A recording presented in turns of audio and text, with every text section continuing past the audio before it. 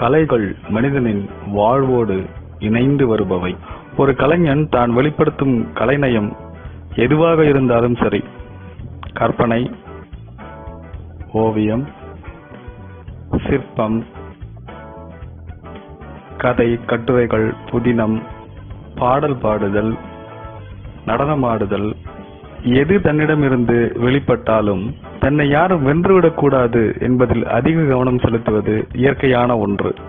ஒவ்வொரு கலைஞனும் தான் படைக்கும் கலைப்படைப்பை அழகாகவும் நேர்த்தியாகவும் படைக்க வேண்டும் என்று நினைப்பது இயல்பு. ஒரு கலைஞனின் கலைப்படைப்பு அழகு, கலைநயம், கற்பனை இவற்றோடு நின்றுவிட்டால் போதுமா? அதில் மானுடம் வேண்டாமா என்பதுதான் கவிஞர் தேனரசனின் வேண்டுகோள். மானுடம் என்பது என்ன?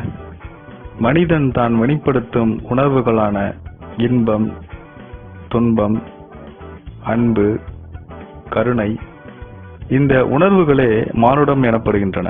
கலைப்படைப்பு எதுவாயினும் அதில் மனித உணர்வுகள் இருக்க வேண்டும், மானுடம் பேச வேண்டும் என்பது கவிஞர் தேனரசனின் வேண்டுகோளாகும். அதை இந்த பாடல் வரிகள் உணர்த்துகின்றன. கலையுலக பிரம்மாக்களே, மண்ணின் வனப்புக்கு புதிய அழகுகள் சேர்ப்பவர்களே, ஒரு மானுடத்தின் வேண்டுகோள். இந்த வரிகள் உணர்த்துவது என்ன? கலைப்படைப்பை செய்பவர்கள் பிரம்மாக்களாக வர்ணிக்கப்படுகிறார்கள். மண்ணின் அழகுக்கு புதிய அழகுகள் சேர்ப்பவர்களே, ஒரு மானுடத்தின் வேண்டுகோள். இங்கே மானிடம் எனப்படுவது கவிஞரை குறிக்கிறது. கவிஞர் கலை உலக படைப்பாளர்களுக்கு ஒரு வேண்டுகோள் வைக்கிறார்.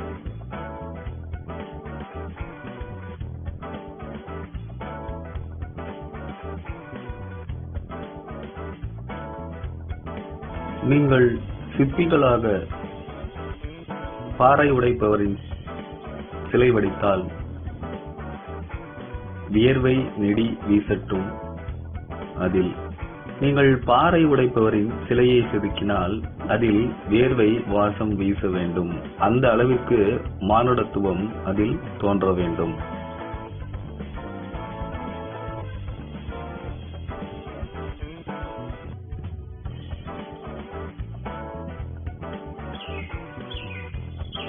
வயல் வெளி உழவனின் உருவ வார்ப்பினில் ஈரமண் வாசம் இருக்க வேண்டும் அதில். உழவரின் உருவ வார்ப்பாக இருந்தால் அதில் ஈரமண்ணின் வாசம் வீச வேண்டும். அந்த மண்ணுக்கே உரிய வாசமானது அந்த வரைபடத்தில் இருக்க வேண்டும்.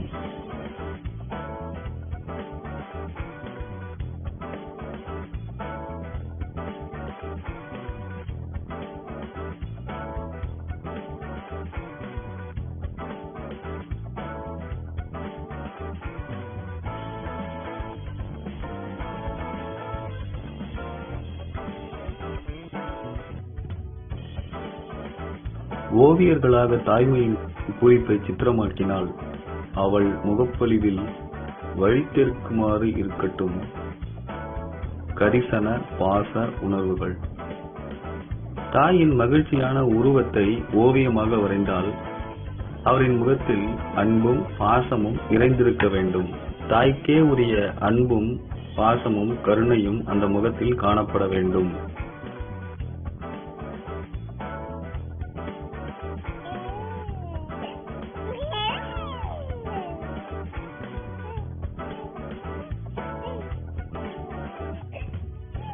ஒரு சின்ன மழலை சித்திரமா? பால் மனம் கமழ வேண்டும் அதன் பளிங்கு மேனியில்.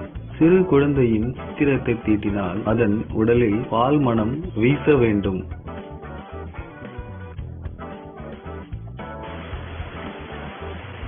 ஆல்ப்ஸ் மலை சிகரங்களா?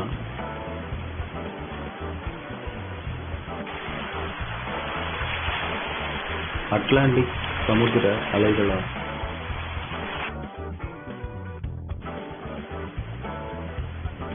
அமேசான் காடுகளா?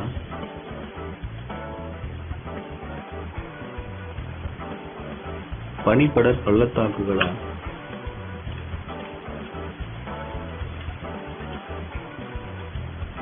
தொங்கும் அதிசய தோட்டங்களா?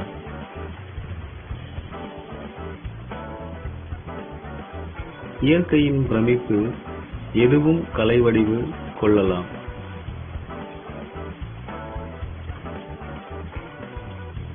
ஏதாயினும் இதை நினைவில் கொள்ளுங்கள். மானுட அடையாளம் ஒன்று இருக்க வேண்டும் கட்டாயம். அதில் நாம் இயற்கையாக எதை பார்த்தாலும் மனதில் பிரமிப்பை ஏற்படுத்துவது எதுவாக இருந்தாலும் அதை கலை வடிவம் பெறச் செய்யலாம். ஆனால் அதில் மானுட பண்பு கட்டாயமாக இருக்க வேண்டும்.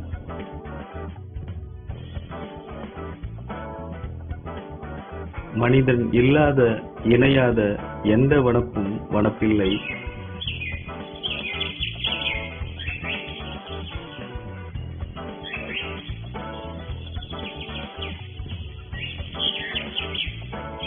அவன் கலவாத எதிலும் ஜீவ உயிர்ப்பில்லை.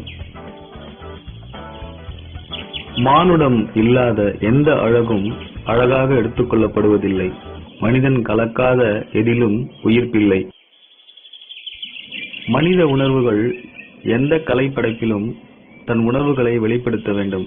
அவ்வாறு வெளிப்படுத்தாத எந்த ஒரு கலை படைப்பும் படைப்பு ஆகாது என்கிறார் கவிஞர் தேனரசன்.